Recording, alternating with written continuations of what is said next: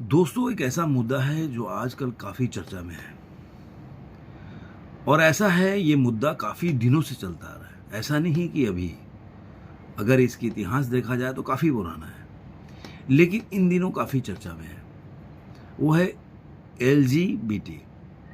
इसके ऊपर supreme court में वो चल रहा है, डिबेट चल रहा है। उसमें आपको सुप्रीम कोर्ट के जो चीफ जस्टिस हैं वाई चंद्रचूड़, संजय किशन कौल, एस रविंद्र भट्ट, अब पी एस नरसिम्हा और हेमा कोहली, ये लोग उसके ऊपर डिबेट कर रहे हैं। काफ़ी लोग पार्टिसिपेट कर रहे हैं और ये क्या कर रहे हैं कि एलजीबीटी जो कानून के तहत अब लोग को शादी की अनुमति मिलनी चाहिए या नहीं।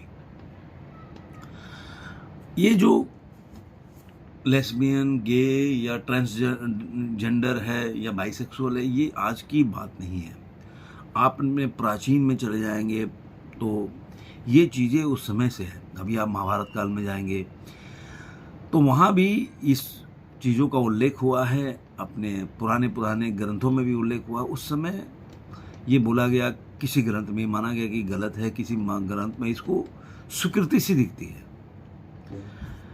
अब ये जब मुद्दा, ये लोग उस समय ये लोग बोलने का प्रयास कर रहे थे, उस समय भी कई लोग ऐसे थे जो बोलते थे गलत है, इसके लिए सज़ा होना चाहिए। जब मुग़ल पीरियड आया तो उसमें मुग़ल पीरियड में बहुत ही इसके ऊपर सख्त सज़ा थी। आते आते 1861 की बात है, जब अपना ब्रिटिश रूल था यहाँ पे, उन्होंने 377 ये लेके आए कानून, जिसके हिसाब से ये पूरी तरह से अप्राकृतिक जो भी संबंध है वो गलत है और इसके खिलाफ जो भी ये लोग करते हैं उनको सज़ा मिलनी चाहिए। अब इस तब से काफ़ी सरकारें आई, ब्रिटिश भी चला गया और ये इस पे तरह तरह के बहस चलता रहा। बहस चलते चलते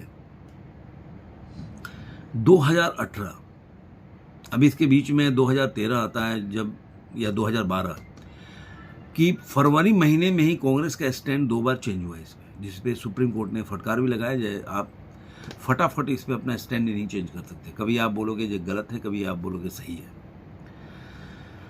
लेकिन 2018 में इसको मान्यता मिली कानून को और इसको बहुत ही 377 जो है उसको ख़त्म किया गया और ये माना गया कि आप अपने सहमति से कोई भी एक साथ रहना चाहता है तो रह सकता है। लेकिन अब ये बात वहाँ से आगे बढ़ के आ गई कि अब वो शादी कर सकते हैं कि नहीं। अब आप सोचिए कि सुप्रीम कोर्ट 4-5 दिन से इस पे डिबेट चल रहा है। अगर पूरा कोर्ट का मापदंड लेंगे पूरे इंडिया का तो कम से कम 5 करोड़ केस पेंडिंग है। अब ऐसे ही सुप्रीम कोर्ट में भी, हाई कोर्ट में भी पेंडिंग है केसेस। लेकिन सुप्रीम कोर्ट पे उसके बावजूद भी इतना वक्त है कि ऐसे चीजों पे बहस की जा रही है। अब इस बहस में जो केंद्र सरकार के तुषार मेहता है, उनका कहना है कि वो मानते हैं गलत है। केंद्र सरकार का रुख साफ है। अब उसके अलावा अभी कुछ दिन पहले की बात है सॉरी, कि चीफ जस्टिस जो चंद्रचूड़ है, मुझे आज तक समझ में नहीं आया कि वो इस तरह के जजमेंट दे के क्या समाज को देना चाहते हैं या अपनी ऐसा क्या बताना चाहते हैं अपने बारे में कि मैं दुनिया से अलग हूं। ये समझ की परे हैं, क्योंकि उन्होंने एक जजमेंट दिया कि अगर जोहरी नहीं कि कोई औरत अगर शादी करती है तो वो जो फर्स्ट नाइट है वो अपने पति के साथ गुजारे। ये औरत की चॉइस है। अब सोचिए कि इस तरह का जजमेंट लेने का क्या मतलब है, इस तरह का वक्तव्य देने का क्या मतलब है।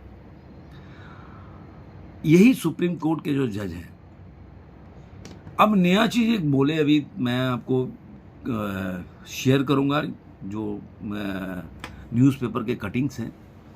उन्होंने क्या बोला, कुछ लोग तो मेरे को, मैं पहले एक वीडियो बनाया था तो लोग एब्यूज भी कर रहे थे कि अरे तुमको जानकारी नहीं है। ठीक है, मेरे को जानकारी नहीं है, मैं न्यूज़ की कटिंग डालता, आप पढ़ लो, रेफरेंस से पढ़ लो। गलत बोल रहा हूँ तो आप बोल देना ये गलत है, न्यूज़पेपर गलत है। उन्होंने क्या बोला कि देखो अभी क्या हो गया है, इंसान के, चाहे औरत है या मर्द, उसके जनेंद्र से नहीं डिसाइड कर सकते कि वो औरत है या मर्द। अब ये सोचिए कितना ही रिडिकुलस बात है। मतलब आज मेरा मन कर रहा है तो मैं मर्द हूं, आज मेरा मन कर रहा है तो मैं औरत हूं। और ये 10 साल पहले ये बीमारी यूएस में चली और आज यूएस को बर्बाद कर रही है। कौन ऐसे लोग जो इस तरह से समाज को अलग दिशा में ले जाने का प्रयास कर रहे हैं, चाहे कहीं भी हो वर्ल्ड में? कौन है ऐसे लोग? कि आप सोचिए यूएस में एक समस्या हो गया कि औरत, जो लेडीज टॉयलेट है उसमें ट्रांसजेंडर घुस जाते हैं, बोलते हैं कि अरे मैं तो आज अपने आप को औरत फील कर रहा हूं, मैं औरत हूं आज। ये तो ऐसे ही हो गया कि अगर कोई पुलिस वाला किसी का मर्डर कर दे या कोई कातिल आज किसी को मर्डर कर दे और बोले आज मैं तो पुलिस वाला फील कर रहा हूँ, अब पुलिस वाला बोले कि नहीं, आप मर्डर करने के बाद मैं तो फिर पुलिस वाला फील कर रहा हूँ, तभी मैं माफिया फील कर रहा था। तो इस तरह का तर्क आपको लगता होगा किस तरह का तर्क है। आज ये जो समस्या है पूरे मतलब विश्व में धीरे धीरे बढ़ती जा रही है और हैं बहुत मुट्ठी भर लोग, लेकिन जो एजेंडा जो चलाते हैं ना लोग, ऐसे मुट्ठी भर ही होते हैं। हर कंट्री में ऐसे एजेंडाधारी हर कंट्री में बैठे हुए हैं जो तरह तरह से अपने एजेंडा को चलाते हैं केवल अपने स्वार्थ को साधने के लिए। अब क्या उनका स्वार्थ होता है वो एक अलग विषय है, लेकिन ऐसे एजेंडाधारी केवल भारत में ही नहीं पूरे वर्ल्ड में बैठे हैं जो कहीं न कहीं से समाज को विकृत कर रहे हैं और समाज को किस दिशा में लेके जा रहे हैं। आप सोचिए, एक मैंने अभी देखा था, एक व्यक्ति ने एक ट्विटर पे एक फोटो डाला था, जो आपने देखा होगा इलेक्ट्रिसिटी का मेल फीमेल प्लग होता है। तो अगर मान लीजिए कि फीमेल फीमेल प्लग हो तो कैसे इलेक्ट्रिसिटी कनेक्ट होगी? है तो बैंक, लेकिन अगर कोई इससे कुछ लेना चाहे, समझना चाहे तो अच्छी बात है। अगर मेल फीमेल का अगर उसमें प्लग ना हो तो कनेक्शन नहीं हो पाएगा। और ये लोग किस दिशा में ले जाना चाहते हैं समाज को, आप बैठ के सोचिए। आप अगर चाहेंगे तो हमेशा ऐसे मुद्दे पूरे वर्ल्ड में, ऐसा नहीं कि यहां पे हो रहा है। मैं आपको एक छोटा सा चीज बता रहा हूं, कुछ दिन पहले की बात है, जब यहां पे था कि मतलब कई औरतों के साथ जो दूसरे कम्युनिटी की हैं उनके साथ गलत हो रहा है, केरला में भी आया।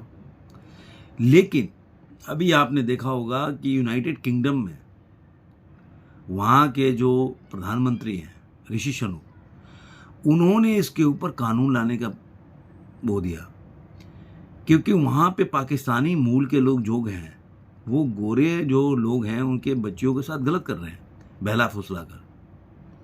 तो ये अब उसको सही साबित करने के लिए ये आपके ऊपर डिपेंड करता है कि आप उसको किस तरह से लेते हैं।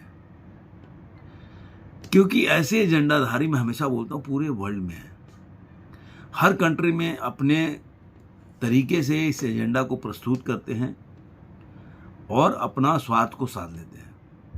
अब आप देखिए, यहाँ पे अतीक अहमद का शूट आउट हो गया, जो भी हुआ वो एक अलग बहस का विषय है कि मतलब गलत हुआ, पुलिस कस्टडी में नहीं होना चाहिए। लेकिन उस व्यक्ति को आप गांधी से तुलना करना, कि ओवैसी जो बोल रहे हैं कि वो गांधी को मारा, मतलब जैसे नाथूराम गोडसे ने गांधी को मारा वैसे उसको मारा। मतलब आप छोड़ दीजिए नाथूराम गोडसे को, लेकिन आप क्या मानते हैं कि जो अतीक अहमद है वो गांधी है। आप सोचिए, एक आदमी जो दिन भर गांधी के नाम पे रोना रोते, कोई भी पार्टी के लोग हैं, एक आदमी ने प्रखर होकर विरोध करके सामने नहीं आया, इससे गांधी का नाम बर्बाद हो रहा है। जो गांधी को दिन भर पूछते हैं, हर पार्टी में जाते हैं और लोग चले जाते हैं, उनके कोई भी घटनाएं होती है तो उनके राजघाट चले जाते हैं, उनके समाधि स्थल पे।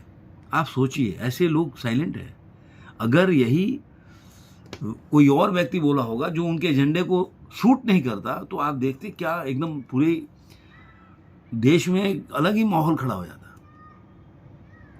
जो व्यक्ति, आप सोचिए, ऐसे लोगों का क्या मानवाधिकार हो, जो व्यक्ति एक आदमी के शरीर का चमड़ा उतार के खाल और चौराहे पर लटका देता है, वो कितना क्रूर होगा। आप सोच के देखिए। छोड़िए उसने कितने लोगों को मारा, क्या मारा, वो अलग बात है, लेकिन इतनी क्रूरता कि एक आदमी की खाल उतार के उसको चौराहे पर लटकाना, खाल पूरा अपनी काले जैसे बकरे को खाल उतारते। आप सोचिए, सोच के देखिए, और उसके विषय में ऐसी बात। जो लोग ऐसे लोगों को सपोर्ट करते हैं, क्या उनसे एक सवाल है, क्या वो नाम नहीं खराब कर रहे हैं अपना, या अपने जिस समाज से बिलोंग करते हैं उसका? ऐसे लोगों को आपको पहले आकर खड़ा होकर विरोध करना चाहिए कि हम ऐसे लोगों के साथ खड़े नहीं हैं, हम अलग हैं, तब जाके बनेगी बात। ऐसा नहीं कि आप जब ऐसे लोगों के साथ खड़े होकर और आप बोलेंगे आप अच्छे हो, तो कोई नहीं मानेगा। हम अपने घर में किसी को बुलाते हैं, नौकरी पे रखते हैं, आपको पता चल जाए कि वो कोई चोरी में है, कोई केस है, तो आप रखोगे? आप अपने ऑफिस में रखोगे? किसी भी ऐसी संस्था में क्या रख सकते हो? लेकिन हम जब किसी के विषय में ऐसा निर्णय लेते हैं, उसके बारे में, ऐसे माफिया लोगों के बारे में ऐसी बातें करने लगते हैं, तो आखिर हम क्या कहना चाहते हैं? हम किसको सपोर्ट कर रहे हैं, किसका समर्थन कर रहे हैं? हम कभी नहीं सोचते। अगर कोई बदनाम हो रहा है तो अपनी कर्मों से बदनाम हो रहा है। आपको ये सोचना होगा कि अगर कल को मैं किसी चोर के साथ खड़ा हूं, अब मैं बोलूं यानी मेरे को आप गलत गाली मत दो, तो सबसे पहले मेरे को डिस्टेंस बनाना पड़ेगा कि नहीं, मैं उस आदमी के साथ नहीं हूं भाई, वो गलत आदमी है।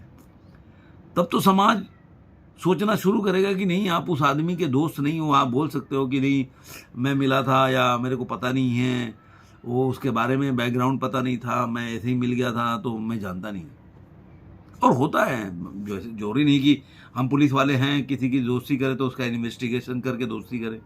कोई रास्ते में मिला, अच्छा बात किया, हम दोस्तों लिए, हम जानना नहीं चाहते कि वो पीछे से क्या है। तो कहने का मतलब क्या है कि ये आपके ऊपर निर्भर करता है कि आप किस तरह से ऐसे जो इंसिडेंट हैं, घटनाएं हैं, ऐसे लोग हैं, आप लेते हैं। अगर आप जैसा लेंगे वैसे ही आपको लोग समझेंगे।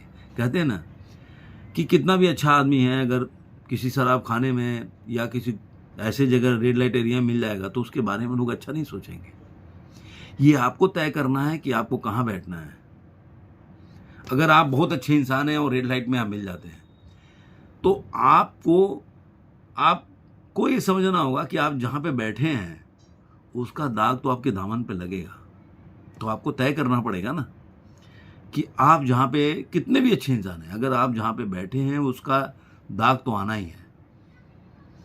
तो कहने का मतलब है कि आप कोई भी चीज़ अगर आप करते हैं तो ये सोचना पड़ेगा कि आप क्यों करते हैं ऐसा। अब ये जो कानून है ये अलग चल रहा है, इसके ऊपर मैंने इसलिए ये बनाया कि आप लोग ताकि समझ सकें इन समस्याओं को, कि अगर ऐसी समस्याएं हो गई।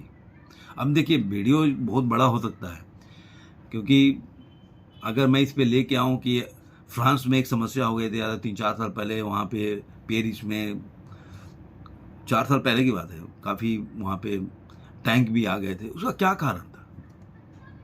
बाहरी लोग वहाँ पे कब्जा कर रहे हैं। वहाँ के लोग हैं जो नवयुवक हैं, फ्रांस के जो ज़मीन के लोग हैं, जो फ्रांस के लोग हैं, वो लोग शादी तो कर रहे हैं लेकिन बच्चा नहीं चाहते, तो उनकी जनसंख्या कम होती जा रही है। और वहाँ पे जो माइग्रेट करके लोग आए उनकी जनसंख्या बढ़ रही है। तो ये समस्याएं आप आंख मूंद कर कहीं भी देखेंगे तो ये सब रिलेट करता है, आपको समझना है। एजेंडाधारी तो ऐसे एजेंडा चलाते रहते हैं, लेकिन भगवान ने हमें आंख, मस्तिष्क, दिमाग सब कुछ दिया है समझने के लिए। चाहे मैं ही कुछ बोल रहा हूं आपको, आप ज़रूरी नहीं कि आप मेरी बात को मानिए। आप जाइए, सर्च कीजिए और देखिए कि हमारे देश में या पूरे वर्ल्ड में किस तरह का नैरेटिव चला जा रहा है। इससे क्या समाज में फर्क पड़ने वाला है? कुछ होने वाला है? कोई हासिल होने वाला है? कितने लोगों के केस ऐसे हैं जो कोर्ट का जो सीढ़ी है उसके चप्पल घिस जाते हैं, लेकिन उनको न्याय नहीं मिलता या उनको समय नहीं मिलता। लेकिन ऐसे चीज़ों में हम व्यस्त हो जाते हैं, ऐसे लोग पे टाइम भी खर्च करते हैं और इस तरह के ऊट पटांग बातें भी बोलते हैं। अब हम क्या बोल के क्या पाना चाहते हैं वो तो सुप्रीम कोर्ट के जज ही बता सकते हैं, मैं तो बता नहीं सकता।